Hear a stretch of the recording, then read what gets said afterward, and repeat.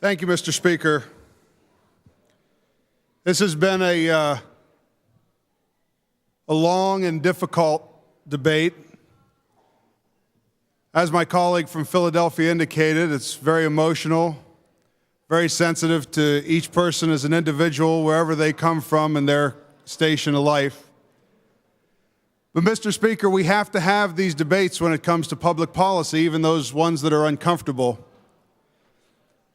It can be very difficult to think about sides that are so far apart that there would be any common ground that we could work towards. But, Mr. Speaker, this isn't the first difficult issue that has been talked about on this floor. Certainly not the first one that's been talked about in this Commonwealth. And in the past, we have been able to agree that even when we disagree on the absolute fundamental point of the debate, we can agree that as individuals, as a Commonwealth, and as an institution, we can do better. We can do better even in those areas where we disagree.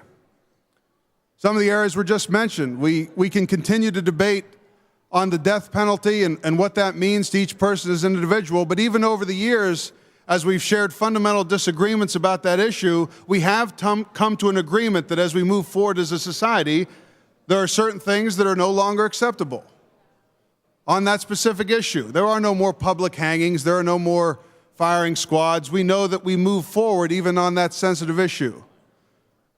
We understand that as we protect our national interests, that there are ways that we acquire information and there are ways that we don't.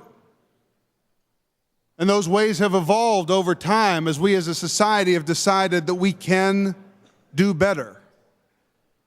Mr. Speaker, this bill does not overturn Roe v. Wade.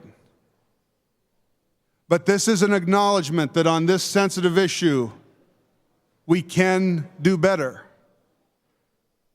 We must do better as we move forward as an institution and as a Commonwealth.